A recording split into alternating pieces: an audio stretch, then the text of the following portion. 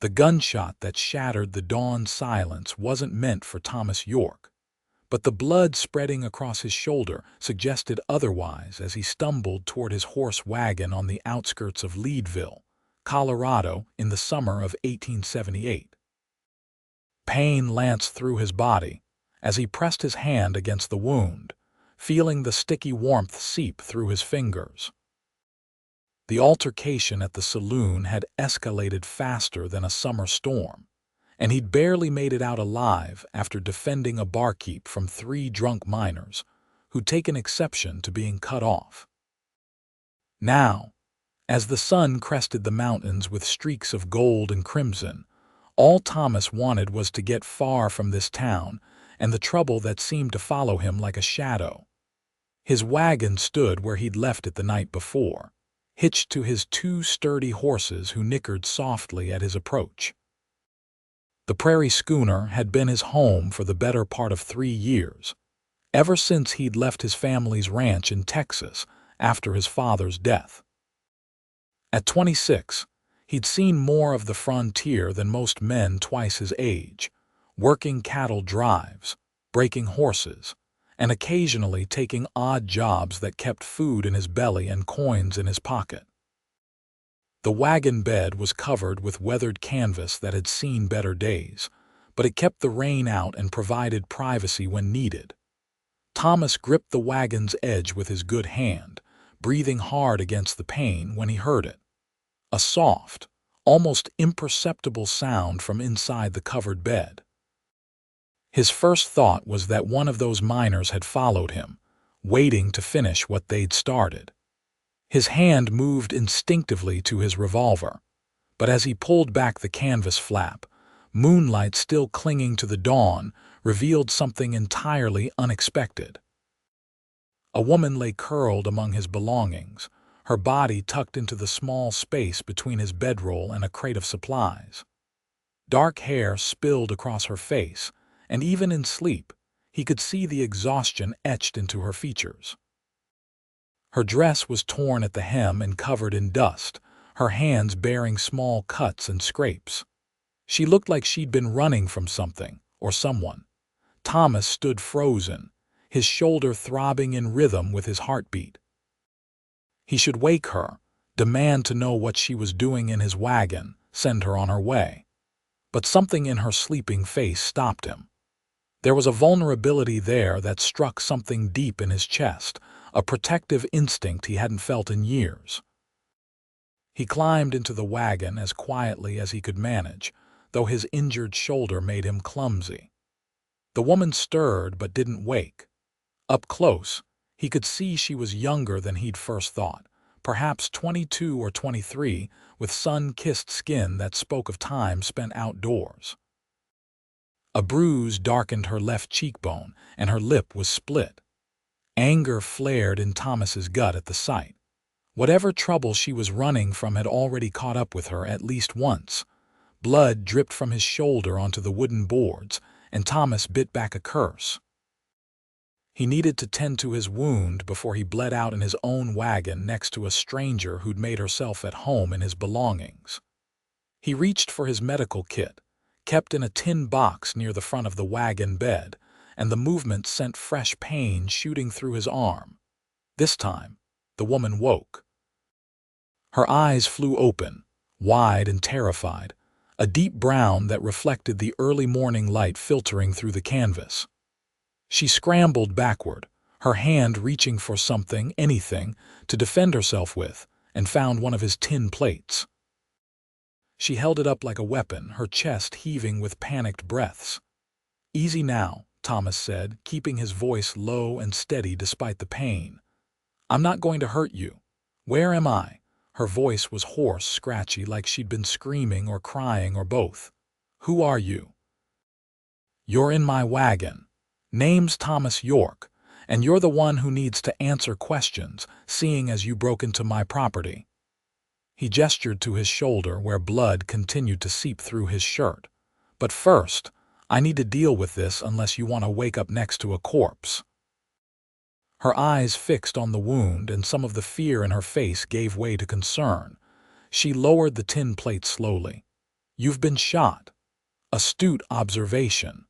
Thomas gritted his teeth as he tried to unbutton his shirt one-handed. Happened about a mile back.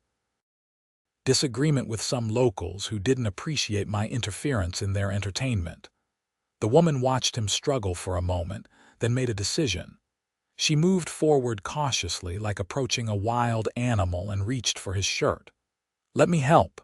I've tended wounds before. Thomas wanted to refuse on principle. He didn't know this woman, didn't know if he could trust her, didn't know if she was running from the law or an angry husband or something worse. But his shoulder was screaming, and he could feel himself getting light-headed from blood loss.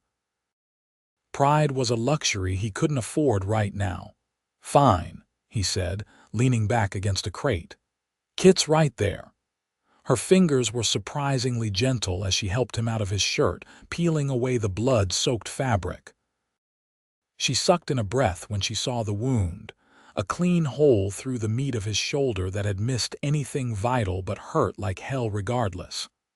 Bullet went straight through, she said, her voice steadier now that she had a task to focus on. That's good. Means I don't have to dig it out.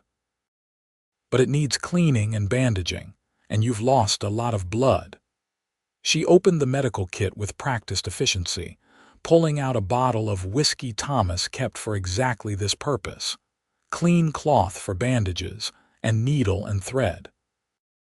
Her hands didn't shake as she poured whiskey over the wound, though Thomas's entire body went rigid with the burning pain. Sorry, she murmured, but didn't stop. She worked quickly, cleaning the entry and exit wounds before threading the needle. This is going to hurt worse. Just do it, Thomas managed through clenched teeth. The needle pierced his skin, and Thomas focused on breathing through the pain as she stitched him up. Her technique was efficient if not elegant, the work of someone who'd learned by necessity rather than formal training. When she finished with the back, she moved to the front, her face inches from his as she concentrated on the task. Where'd you learn to do this? Thomas asked, partly to distract himself and partly because he was genuinely curious. She didn't answer immediately, finishing the last stitch before tying it off and cutting the thread with a small knife from the kit.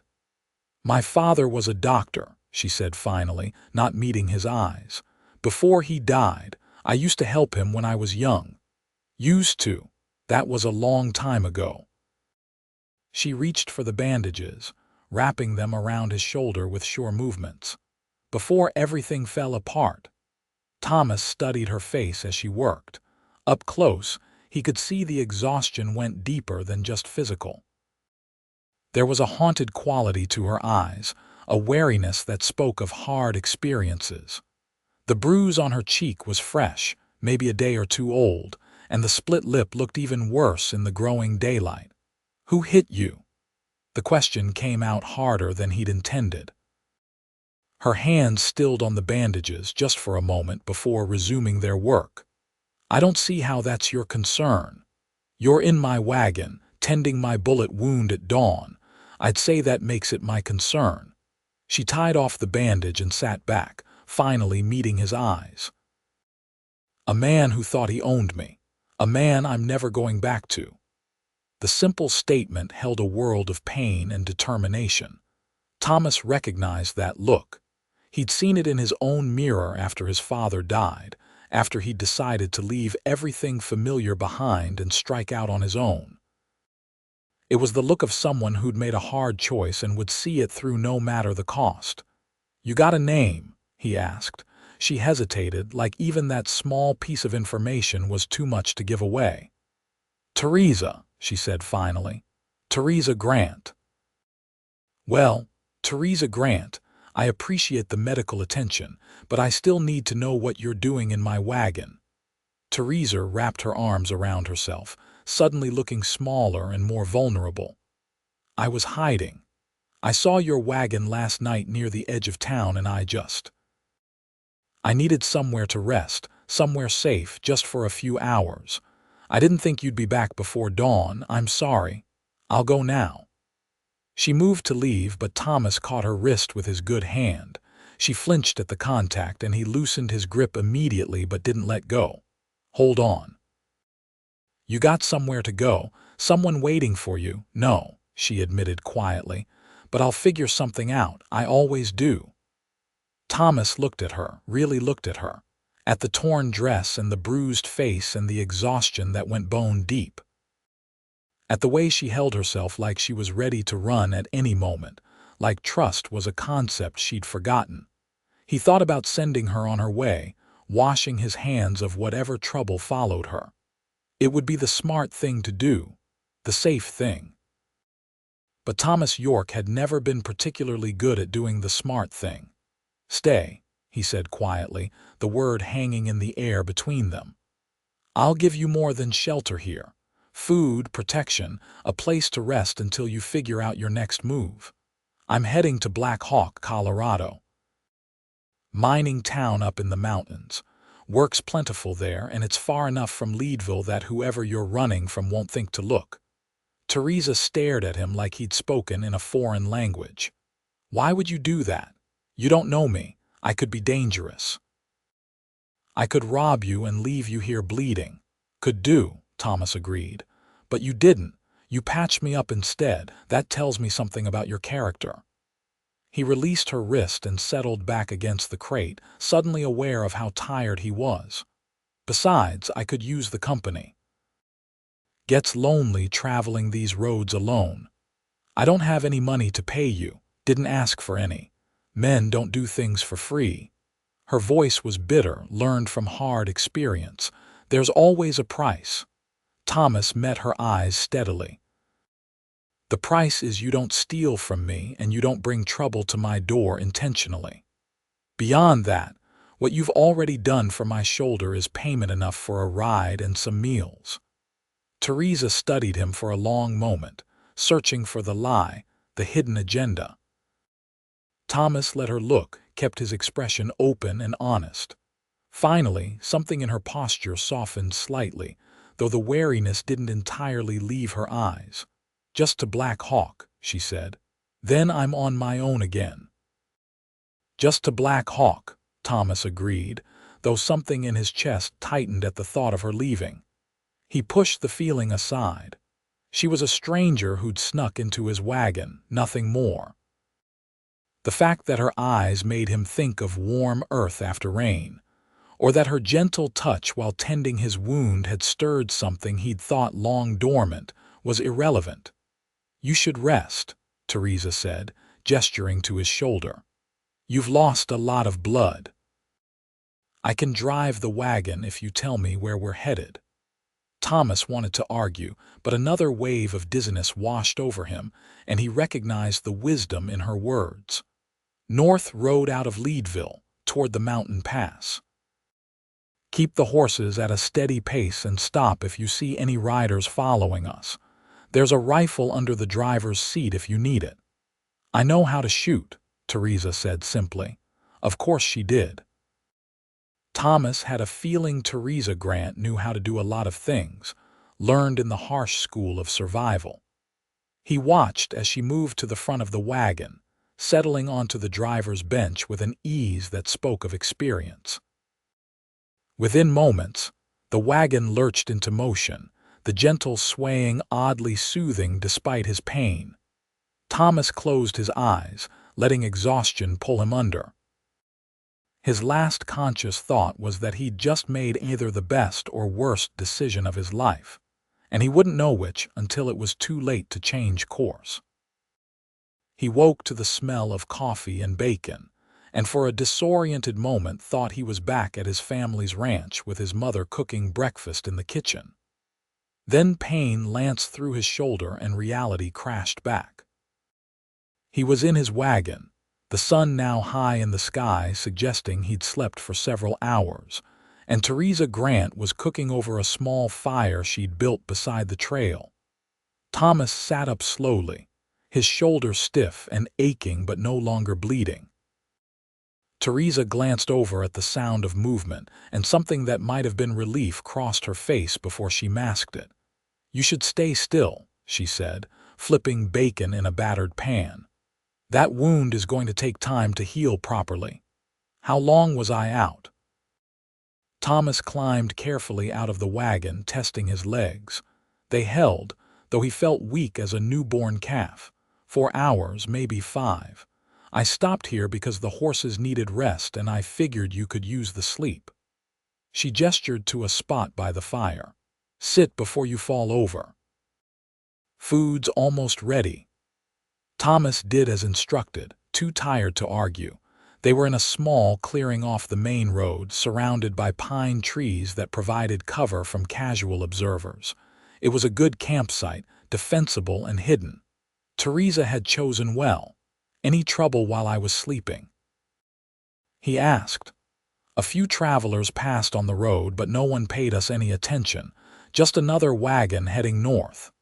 She divided the bacon between 2 tin plates and poured coffee into 2 cups. "Eat. You need to rebuild your strength." The food was simple but well prepared, and Thomas realized he was ravenous. They ate in silence for a few minutes, the only sounds the crackle of the fire and the rustle of wind through the pines. It should have been awkward, sharing a meal with a woman he'd known for less than a day, but somehow it wasn't. There was something comfortable about Teresa's presence, despite the obvious secrets she carried. "Tell me about Black Hawk," Teresa said finally, breaking the silence. "What's it like?" "Growing mining town," Thomas said between bites. "Silver and gold in the mountains nearby. Lots of prospectors and merchants, people looking to make their fortune. It's rough, like most mining towns, but there's opportunity there. Saloons and boarding houses always need workers, and the general stores are always hiring. A woman on her own could find work if she was willing." Teresa nodded thoughtfully. "And you, what's your business there?" "Breaking horses mostly. Mining operations need steady mounts, and I've got a way with difficult animals. Figure I can set up shop there for a few months, make some money, then move on when the urge strikes." Thomas sipped his coffee, studying her over the rim of the cup. "What about you?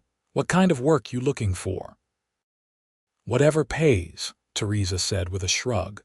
"I can cook, clean, mend clothes, tend bar. I'm not afraid of hard work." "That much is clear." Thomas gestured to the camp she'd made, the bandages on his shoulder. "You're capable, I'll give you that, but Black Hawk can be dangerous for a woman alone. Men outnumber women 10 to 1 in those mining towns, and not all of them are gentlemen." Teresa's expression hardened. "I can take care of myself. I've been doing it for a long time." "I don't doubt it, but there's a difference between taking care of yourself and being needlessly reckless."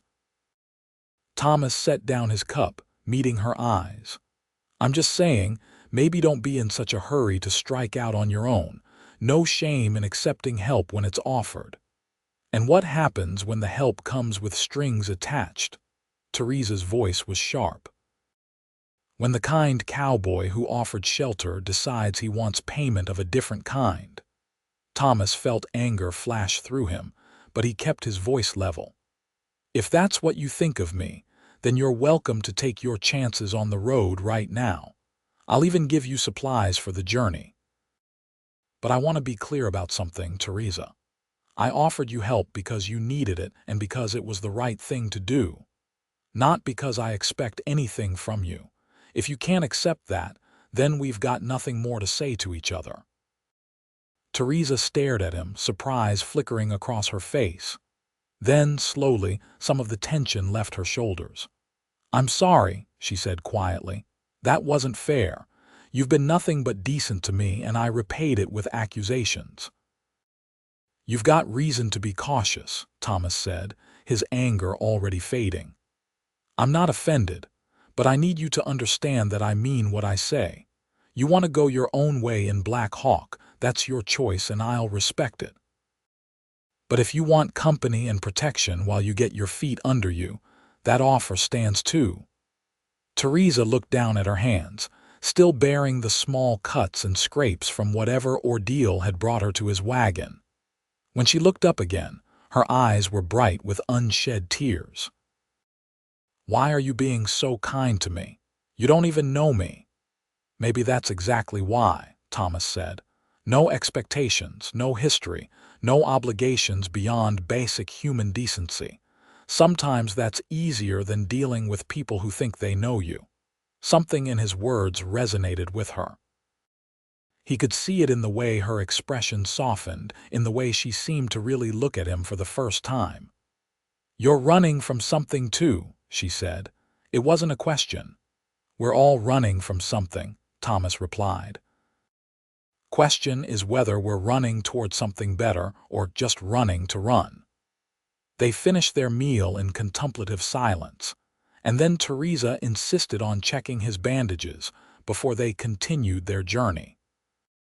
Her touch was gentle as she unwrapped the cloth, examining the stitches with a critical eye. "It's healing clean," she said with satisfaction. "No signs of infection. Keep it dry and don't do anything stupid like getting into another gunfight, and you should be fine." "Yes, madam," Thomas said with a slight grin. "I'll do my best to avoid getting shot again." The corner of Teresa's mouth twitched in what might have been the beginning of a smile. "See that you do.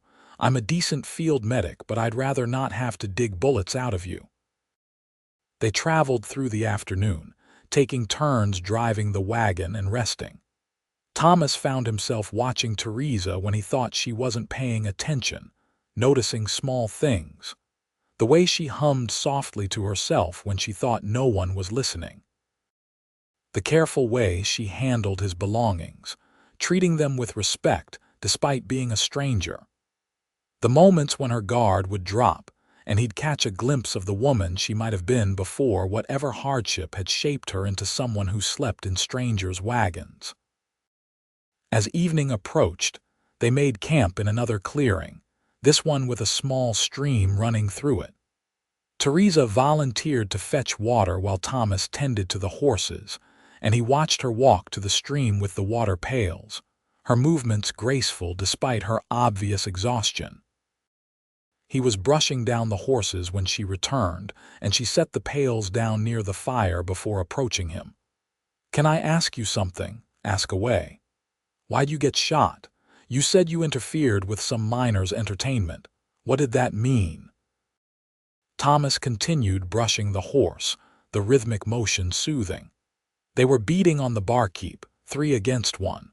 Old man who'd done nothing wrong except try to stop them from drinking themselves to death. They didn't take kindly to me stepping in. "So you fought 3 men for a stranger." Teresa's voice was thoughtful. "That seems to be a pattern with you. Can't stand by and watch people get hurt when I can do something about it," Thomas said simply. "My father taught me that. Said a man's character is defined by what he does when no one's watching, when there's no reward for doing the right thing. Your father sounds like he was a good man." "He was. Best I ever knew." Thomas moved to the second horse, giving her the same careful attention. "He died 3 years ago. Pneumonia took him in the winter. After that, the ranch didn't feel like home anymore. My older brother took it over and I decided to see what else the world had to offer." "Do you miss it?" "The ranch," Thomas considered the question. "Sometimes. Miss the routine of it, the sense of purpose. But I don't regret leaving. I've seen things, done things I never would have if I'd stayed, made my own way." "I understand that," Teresa said softly. "The need to make your own path, even if it's harder than staying where you are." Thomas looked at her over the horse's back. "What's your story, Teresa? What brought you to my wagon in the middle of the night?" She was quiet for so long he thought she wouldn't answer. Then she sat down on a nearby log, staring into the distance as if seeing something he couldn't. "My father was a doctor, like I said. We lived in Kansas, had a good life. But he died when I was 16 and my mother remarried within a year. My stepfather was." She paused, her hands clenching in her lap. "He wasn't a good man. I left as soon as I could, headed west thinking I could start over." "And the man who hit you?"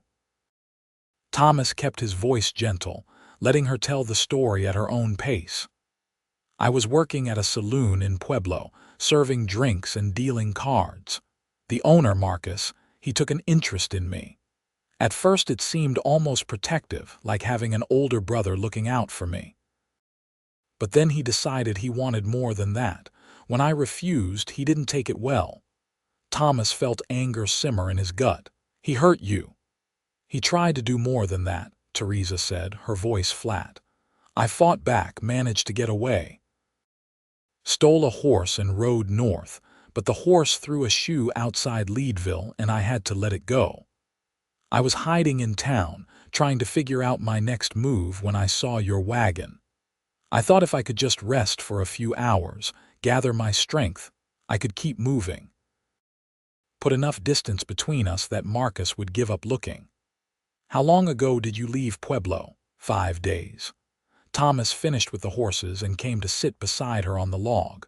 5 days of running with no food, no shelter, no rest. Teresa, you could have died out there. Better than the alternative, she said simply.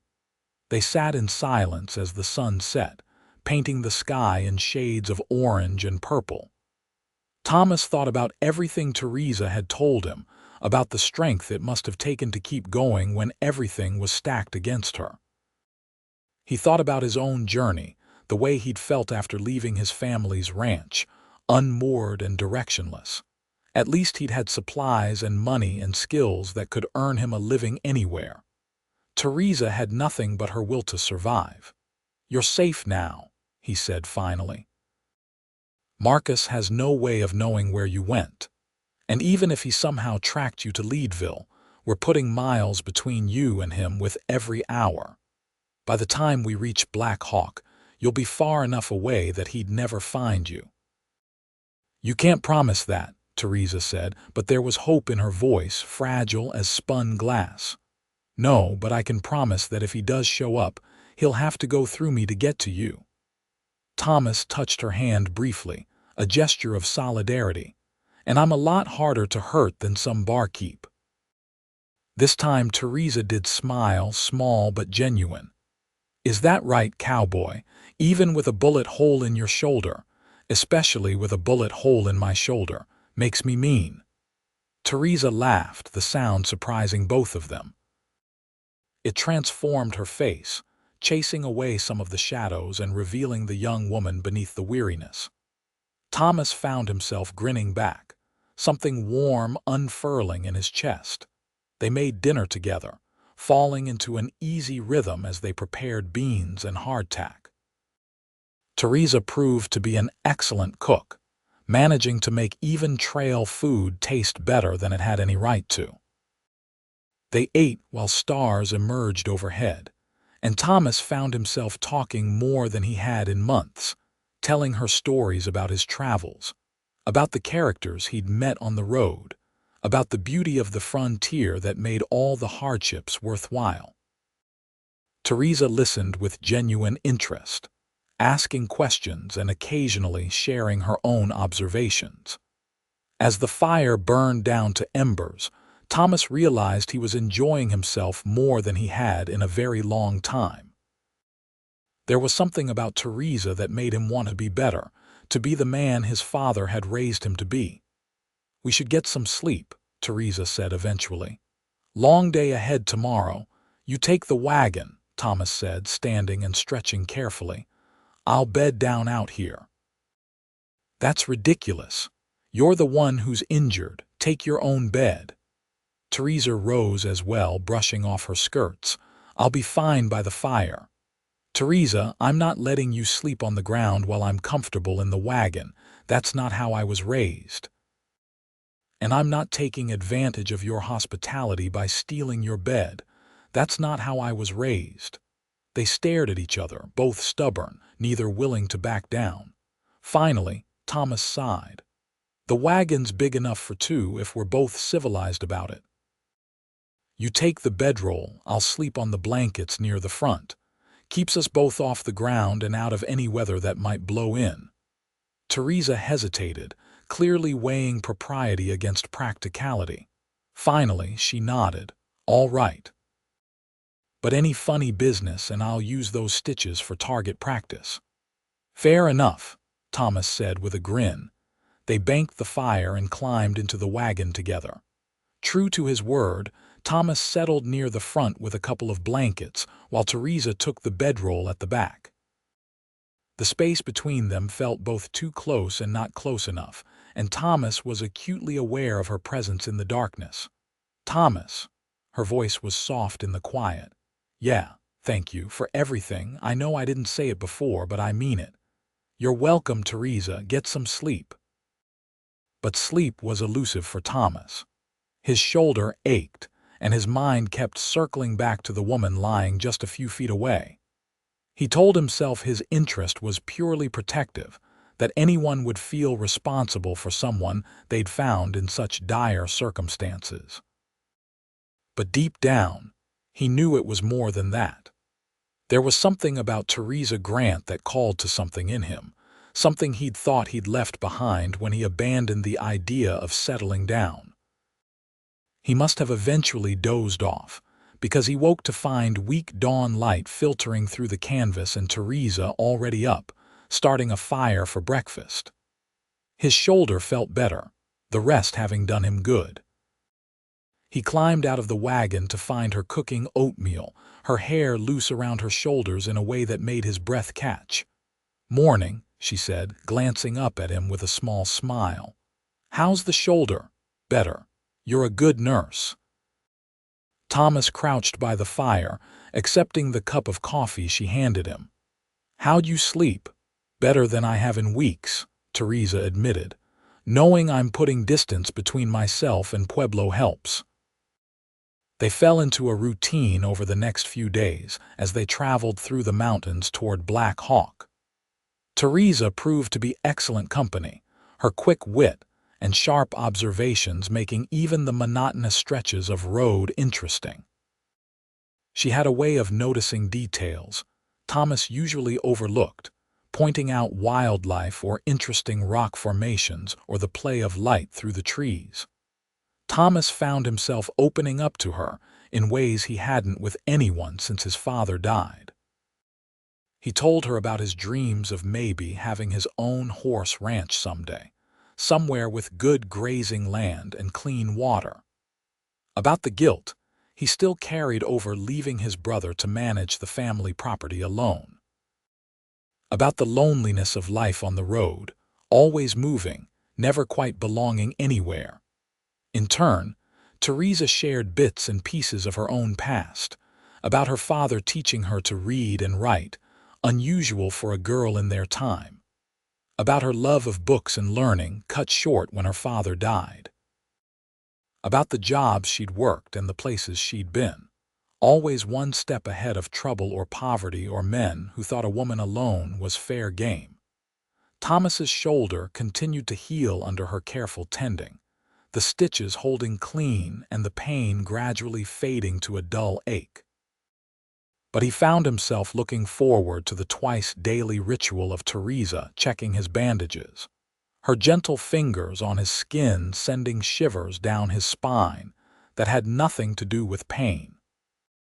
They reached the outskirts of Black Hawk 6 days after leaving Leadville, the town sprawling across a mountain valley with buildings climbing the hillsides like determined prospectors.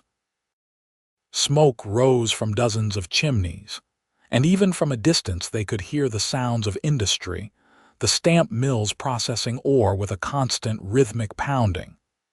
"It's bigger than I expected," Teresa said, gazing at the town from their vantage point on the road above it. "Mining brings people," Thomas said, "and people bring business, whole economy built on silver and gold. Where will you set up?" Thomas pointed to a relatively flat area on the eastern edge of town, away from the worst of the noise and activity. "There looks promising. Close enough to be convenient, far enough to have space for a corral and working area." They made their way down into town, drawing curious looks from the miners and merchants they passed. Black Hawk was indeed bustling, every street crowded with people going about their business. Saloons stood next to general stores, boarding houses next to dance halls. It was rough and unpolished, but there was an energy to it that Thomas had always enjoyed about frontier towns. He found a livery stable near where he planned to set up, and arranged to board his wagon horses there temporarily. The owner, a grizzled man named Pete who looked like he'd been born in a saddle, agreed to help Thomas establish his horse-breaking operation. "Always need good horses around here," Pete said, eyeing Thomas's sturdy animals with approval. "You're any good at what you do, you'll have more business than you can handle." "I appreciate the vote of confidence," Thomas said. "Know of any place a lady might find respectable work?" "My friend here is looking."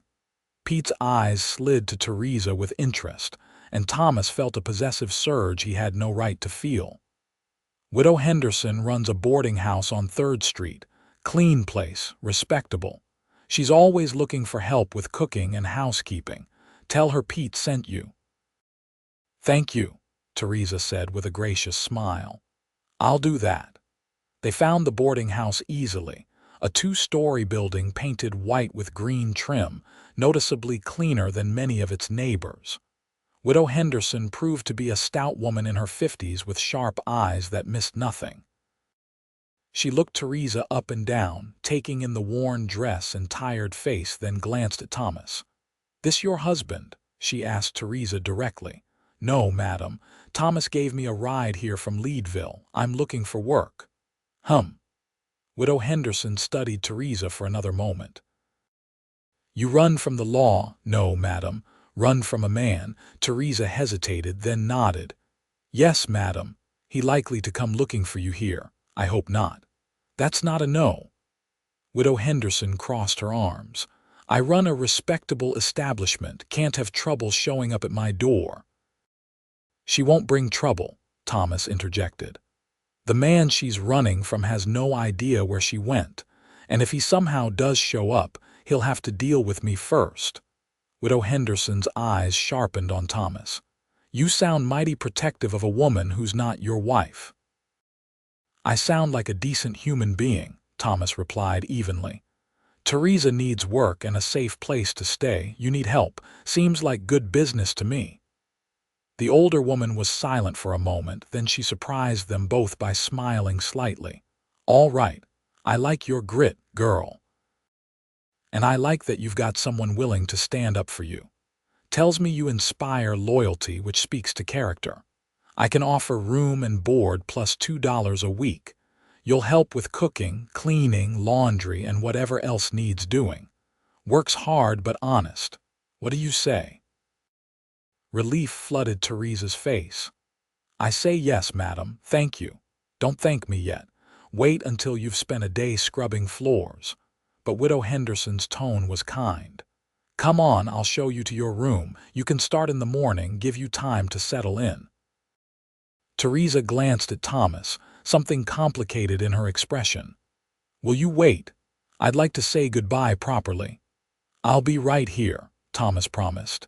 He stood outside the boarding house for perhaps 20 minutes before Teresa emerged. She'd washed her face and changed into a different dress, one that was less worn than the one she'd been wearing. Widow Henderson had probably loaned it to her. She looked nervous as she approached Thomas. "Well, I guess this is it," she said, trying for a smile that didn't quite reach her eyes. "Thank you for everything, Thomas. I don't know what would have happened to me if you hadn't found me in your wagon." "Nothing good, I imagine," Thomas said. His chest felt tight, like someone had wrapped a band around it and was pulling it tighter with every moment. "You sure you're going to be all right here?" "I'll be fine. Widow Henderson seems fair and the work is honest. It's more than I could have hoped for." Teresa twisted her hands together. "You'll probably be busy with your horse business, but maybe I'll see you around town." Thomas knew he should agree, should let this be a clean ending. She had a safe place to work and sleep. He had his business to establish. They'd kept their agreement. Just to Black Hawk, she'd said.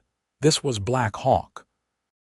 But looking at her, at the way the afternoon sun caught in her dark hair and made her eyes glow, at the vulnerability and hope warring in her expression. Thomas couldn't do it. Couldn't just walk away and pretend the last week hadn't happened. Couldn't pretend he didn't care what became of her. "What if you didn't just see me around town?" he heard himself say. "What if I came calling properly? Took you to dinner when you have an evening off, maybe went for walks?" Teresa stared at him. "Are you asking to court me?" "I suppose I am." Thomas felt like he was standing on the edge of a cliff, about to jump into deep water. "If that's something you'd be amenable to." "Thomas, you don't have to do that. You've already done more than enough for me. You don't owe me anything."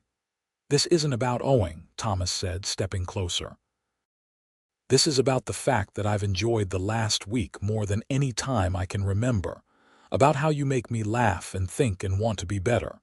About how the thought of you just being someone I see occasionally around town makes my chest hurt." He reached out and gently took her hand.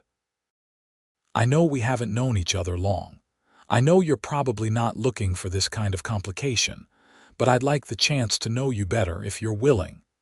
Teresa's eyes were bright with unshed tears. "What if I'm not worth knowing? What if once you really know me, you realize I'm just damaged goods, someone not worth the effort?" "Then I'd tell you that you're wrong," Thomas said firmly. "You're strong and capable and kind. You've survived things that would have broken most people. That's not damaged, Teresa.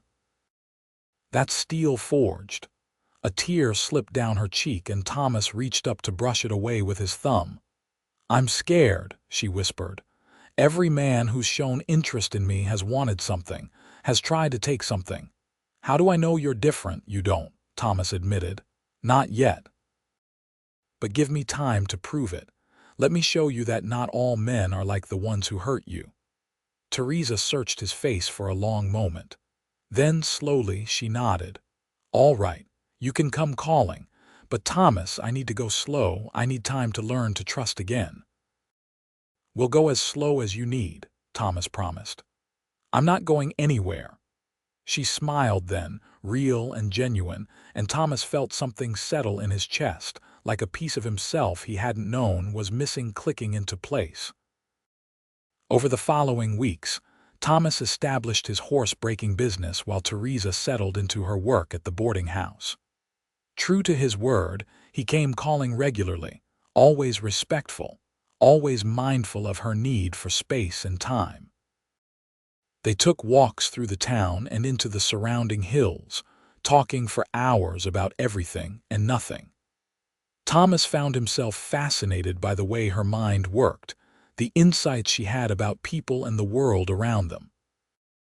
He learned that she loved the mountains, the way they made her feel both small and part of something larger. That she had a talent for singing but was shy about it, only humming when she thought no one was listening. That she was fiercely protective of the other women at the boarding house, especially the younger ones, having experienced too much herself not to want to shield others from harm. Teresa, in turn, learned about Thomas's patient way with difficult horses, how he could gentle even the most fractious animal through consistency and kindness, rather than breaking their spirit. She learned about his dreams for the future, his desire to put down roots somewhere eventually, but his fear of being tied down too soon. She learned that beneath his easygoing exterior was a man of deep principle and loyalty, someone who would stand by his word no matter the cost. Their relationship deepened gradually, like a flower slowly opening to the sun. Thomas held her hand during their walks, and eventually Teresa let herself lean against his shoulder when they sat watching the sunset from the hillside above town. The first time he kissed her, it was gentle and chaste, a question more than a demand. When she kissed him back, it felt like coming home. 2 months after arriving in Black Hawk, Thomas was working with a particularly stubborn mare when Pete came running from the livery stable, his face urgent. "York, there's a man asking around town about a woman. Dark hair, early 20s, might have come from Pueblo. Says her name is Teresa and she belongs to him. Ice flooded Thomas's veins. Marcus. Don't know his name, but he's got 2 men with him and they don't look friendly. Someone told him about Widow Henderson's place before I could stop them. Thomas didn't wait to hear more. He ran toward the boarding house, his heart pounding. He'd promised Teresa she was safe here, that Marcus wouldn't find her. He'd been wrong. He burst through the boarding house door to find Widow Henderson standing protectively in front of Teresa, a shotgun in her hands. 3 men stood in the parlor, the leader a big man with cold eyes and a cruel mouth. Marcus. "There you are," Marcus said when he saw Teresa, ignoring both Widow Henderson and the shotgun. "Took me long enough to track you down. Time to come home now." "I'm not going anywhere with you," Teresa said, her voice shaking but firm. She stood behind Widow Henderson but didn't cower. "I don't belong to you. The hell you don't. I paid for your room and board for months. You owe me." "I owe you nothing. You are my employer, not my owner. And after what you tried to do, I'd sooner die than go back to Pueblo with you." Marcus's face darkened. That's enough." Thomas's voice cut through the room like a whip. All eyes turned to him as he stepped inside, his hand resting on his revolver. "The lady said she's not going with you. Time for you and your friends to leave." Marcus sized Thomas up, clearly calculating odds. "This doesn't concern you, friend. This is between me and my property." "She's not property, she's a person. And yes, it concerns me. Teresa is under my protection. You want to take her, you'll have to go through me first." "And me," Widow Henderson added, not lowering the shotgun. "I don't tolerate men who mistreat women. Get out of my boarding house." Marcus's 2 companions shifted nervously, clearly not signed up for a fight against multiple armed opponents. Marcus himself seemed to reconsider his position, though fury still burned in his eyes. "This isn't over," he said to Teresa. "You can't hide forever." "She doesn't have to hide," Thomas said coldly. "She has people who will stand with her. Now get out before I lose my patience." For a tense moment, it could have gone either way. Then Marcus jerked his head toward his men and stalked toward the door. He paused next to Thomas, voice low and threatening. "Watch your back, cowboy. Men who interfere in my business tend to have accidents." "I'll take my chances," Thomas replied evenly. The 3 men left, and Thomas heard them ride off moments later. Only then did the tension leave his shoulders. He turned to find Teresa staring at him, her face pale. "Are you all right?" he asked, crossing to her immediately. "You came," she said, her voice breaking.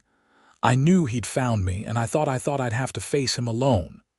"You're never alone," Thomas said, pulling her into his arms. She clung to him, shaking, and he held her tightly. "Not anymore. I promised I'd protect you, and I meant it." "He's right, though," Teresa said against his chest. "I can't hide forever. He'll come back, or he'll find some way to hurt me. Not if we don't give him the chance." Thomas pulled back enough to look at her face. "Teresa, I know we've only known each other a couple months. I know this is fast, but I meant what I said that first day. I want to give you more than shelter. I want to give you a life, a future. Marry me." Teresa's eyes went wide.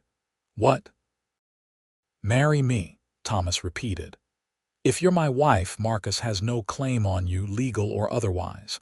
And I promise you, I will spend every day proving that you made the right choice. I'll protect you, provide for you, stand by you through whatever comes. I love you, Teresa. I think I've loved you since I found you sleeping in my wagon." Tears streamed down Teresa's face. "I love you too," she whispered.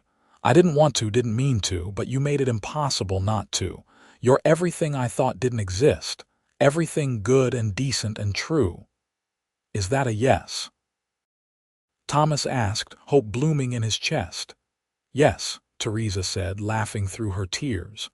"Yes, I'll marry you." Thomas kissed her then, deep and thorough, pouring all his love and commitment into the gesture. When they finally broke apart, they found Widow Henderson watching with suspiciously bright eyes. "Well," she said gruffly, That's settled then. I suppose you'll be wanting time off for a wedding, girl. If it's not too much trouble, madam, Teresa said, still pressed against Thomas's side. No trouble at all. Been hoping you two would figure out what was obvious to everyone else weeks ago. Widow Henderson set the shotgun aside.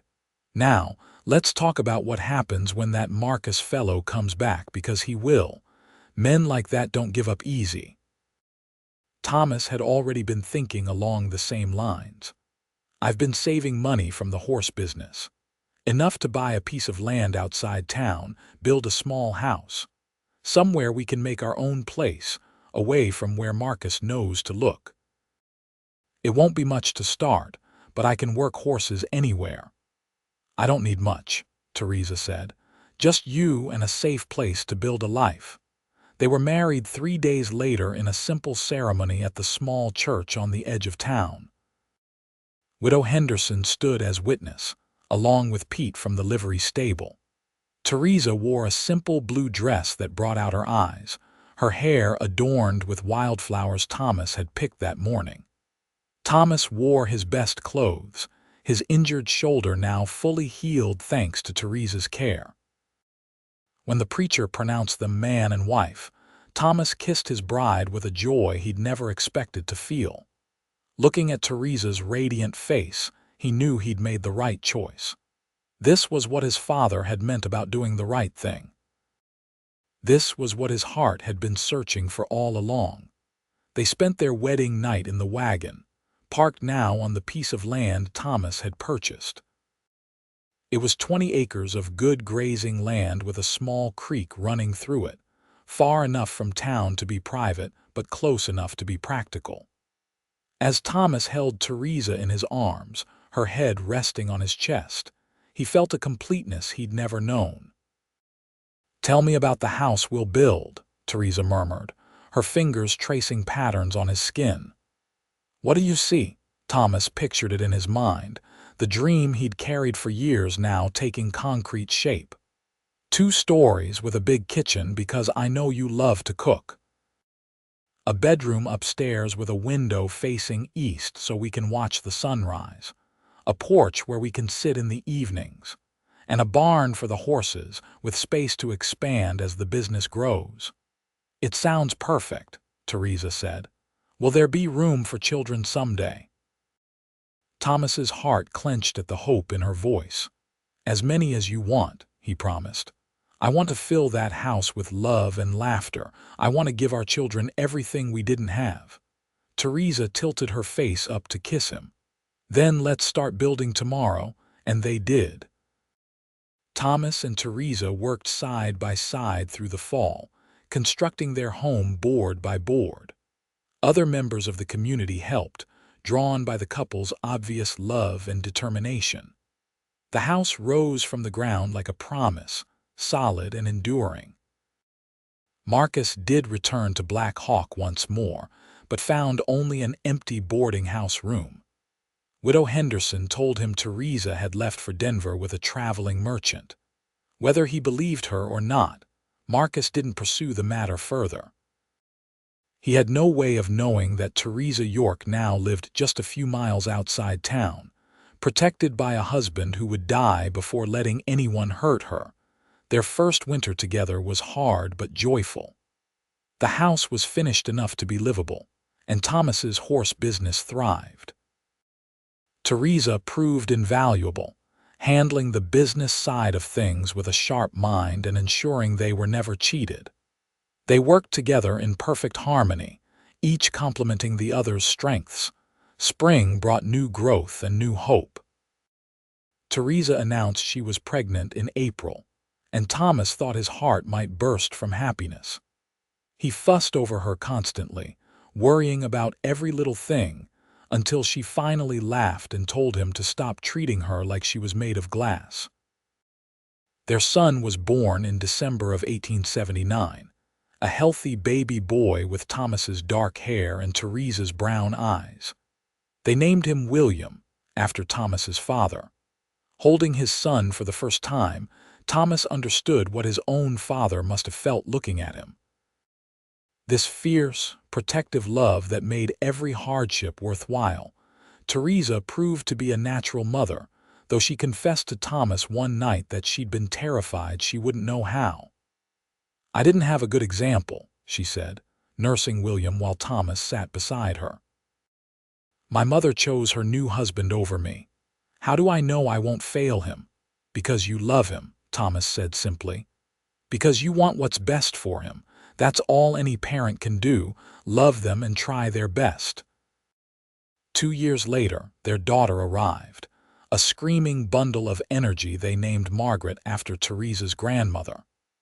William was immediately smitten with his baby sister, toddling after her cradle and trying to help care for her.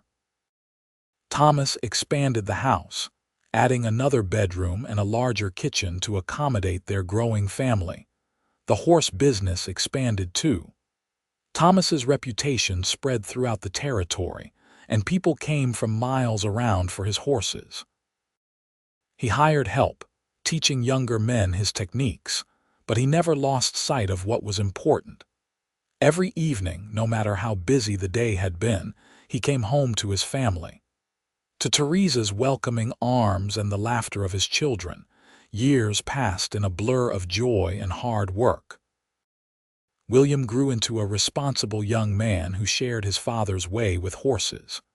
Margaret proved to have her mother's sharp mind and her father's gentle heart. 2 more children followed, another son named Henry, and finally a daughter they called Elizabeth.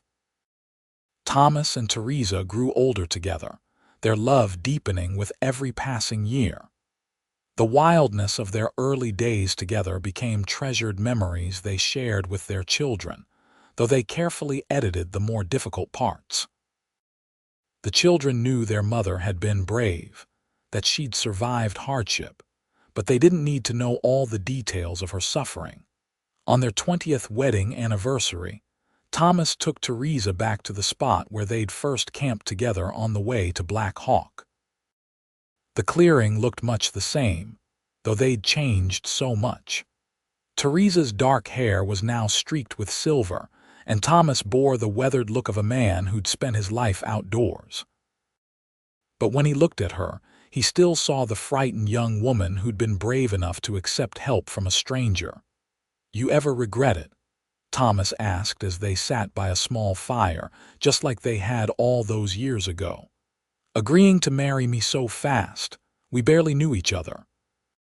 Teresa leaned against his shoulder, fitting perfectly against his side like she always had. "Not for a single moment. You gave me everything you promised that first day, Thomas. Shelter, yes, but so much more. You gave me safety and love and a family. You gave me a life worth living." "You gave me the same," Thomas said, kissing the top of her head. "I was drifting before I found you, going through the motions but never really living. You gave me purpose. You gave me a home." They sat in comfortable silence, watching the stars emerge overhead. So much had changed since that desperate night in Leadville when Teresa had hidden in his wagon. They'd built a life together from nothing, overcoming fear and hardship through sheer determination and love. "What are you thinking about?" Teresa asked after a while. "About how lucky I am," Thomas replied honestly. "That my wagon was in the right place at the right time, that you were brave enough to ask for help, even if you didn't realize that's what you were doing, that we found each other against all odds." "I don't think it was luck," Teresa said thoughtfully. "I think some things are meant to be. You were meant to find me. We were meant to build this life together." Thomas couldn't argue with that. Looking back at the path that had led them here, it did seem like fate had played a hand. 2 people from different places, both running from their pasts, colliding at exactly the right moment to save each other. They returned home the next day to find their children had prepared a celebration for their anniversary. The house was full of laughter and love, grandchildren from William's family running underfoot while Margaret helped set the table. Henry played his fiddle while Elizabeth sang, their voices filling the home with music. Thomas stood in the doorway with Teresa, surveying the life they'd built together. The house that had started as a dream was now filled with the noise and joy of a large, loving family. The horse ranch had become one of the most successful in the territory. But more than any material success, they'd created something that couldn't be measured in acres or gold. They'd created a legacy of love. "Stay," Thomas whispered in Teresa's ear, echoing the words he'd spoken to her that first morning. "I'll give you more than shelter here." Teresa turned to him with tears in her eyes and that beautiful smile he'd fallen in love with decades ago. "You already have, my love. You already have." That evening, as they celebrated surrounded by children and grandchildren, Thomas reflected on how a single moment of compassion could change everything. Finding Teresa sleeping in his wagon had been the beginning of the greatest adventure of his life. Not the wild adventures he'd sought in his youth, riding across the frontier in search of purpose, but the quiet, profound adventure of building a life with someone who understood him completely. As the years continued to pass, Thomas and Teresa became fixtures in the Black Hawk community. Their ranch was known not just for quality horses, but for its hospitality. They took in stray animals and occasionally stray people, offering help to those who needed it, just as Thomas had once helped Teresa. It became a point of pride for them to pay forward the second chance they'd given each other. When Thomas finally passed at the age of 78, surrounded by his family, his last words were for Teresa. "Thank you for staying," he whispered, his hand clasped in hers. "Thank you for giving me more than shelter." Teresa held him as he slipped away peacefully, her tears falling on their joined hands, but they weren't entirely tears of sorrow. They were also tears of gratitude for a life well lived, for a love that had sustained them through every hardship, for the family they'd built together from nothing but determination and devotion. She lived another 5 years, spending her time with her children and grandchildren, telling them stories about their grandfather and the Wild West days when anything seemed possible for those brave enough to seize opportunity. She told them about the power of kindness, about how one person offering help at the right moment could change the entire trajectory of a life. When Teresa finally joined Thomas, she was buried beside him on a hill overlooking the ranch they'd built together. Their children erected a simple headstone that read, "Thomas York and Teresa York. He offered shelter. She offered her heart. Together they built a home." The ranch continued through the generations, run by their descendants who carried forward the values Thomas and Teresa had instilled. The story of how they met became family legend, told and retold with each generation. How a cowboy had found a desperate woman sleeping in his wagon, and instead of turning her away, had offered her safety and eventually his heart. How that woman had been brave enough to trust one more time, to believe that not all men were cruel, to build a life with a stranger who became her everything.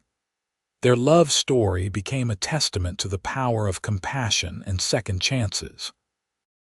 It reminded everyone who heard it that sometimes the greatest adventures aren't the ones we seek out, but the ones that find us when we open our hearts to possibility.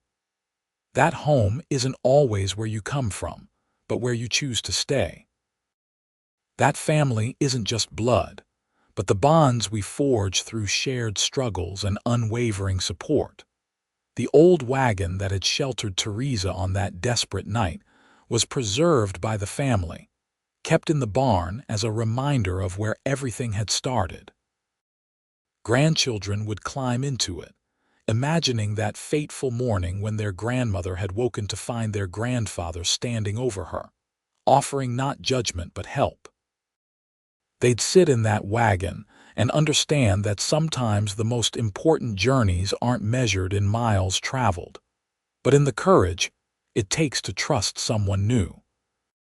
And on quiet evenings, when the wind blew down from the mountains and through the ranch, Older family members swore they could hear echoes of Thomas and Teresa's laughter, still present in the home they'd built with their own hands and filled with their endless love. The land itself seemed to remember them, to hold the imprint of their devotion, ensuring that their story would never truly end, but would continue inspiring generation after generation to lead with compassion, to offer help without expecting reward, and to believe in the transformative power of love. Their 4 children each inherited pieces of their parents' best qualities. William had Thomas's patience and skill with horses, combined with Teresa's business acumen. He expanded the ranch further, always maintaining the standards his parents had established. Margaret inherited her mother's fierce protectiveness and her father's gentle strength, becoming a teacher who helped educate children throughout the territory. Henry had Thomas's adventurous spirit, but his mother's wisdom to know when to settle down, eventually running a successful freight business. And Elizabeth, the youngest, had her parents' combined gift for seeing the potential in broken things and making them whole, whether horses or people. Each of Thomas and Teresa's children married for love, having learned from their parents' example that true partnership required mutual respect, unwavering support, and the courage to face life's challenges together. They passed these lessons to their own children, creating a family legacy built not on wealth or status, but on the understanding that how you treat people, especially those most vulnerable, defines who you truly are. The ranch itself became a symbol in the region.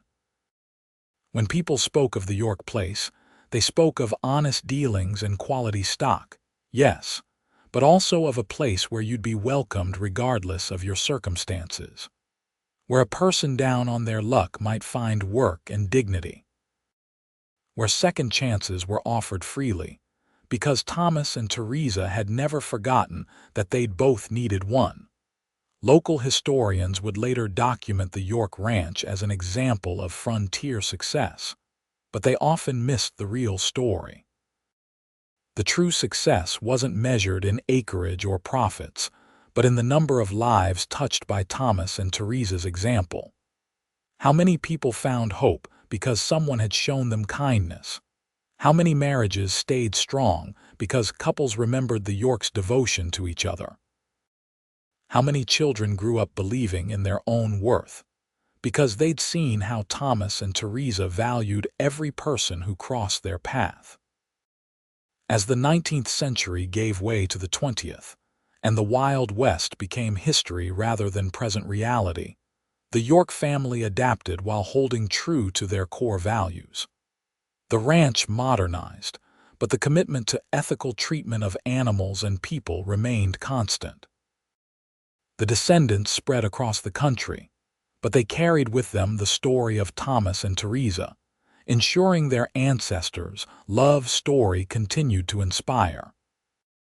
And sometimes, on anniversary celebrations or family gatherings, someone would raise a glass and offer a toast. To Thomas, who offered shelter, and to Teresa, who gave her heart. May we all be brave enough to offer help when we can and wise enough to accept it when we need it. The response would ring out from every member of the family. To love that transforms, to second chances, to home. Because that's what Thomas and Teresa had built together, starting from that desperate morning in 1878 when a wounded cowboy found a frightened woman in his wagon and chose compassion over convenience. They'd built more than a house or a ranch or even a family. They'd built a legacy of love that would endure long after the frontier days had faded into memory, proving that the greatest adventures aren't always the ones involving gunfights and gold rushes, but sometimes the quiet courage of 2 people choosing to build a life together, one day at a time, with nothing but devotion and hope to guide them forward into an uncertain but ultimately beautiful future.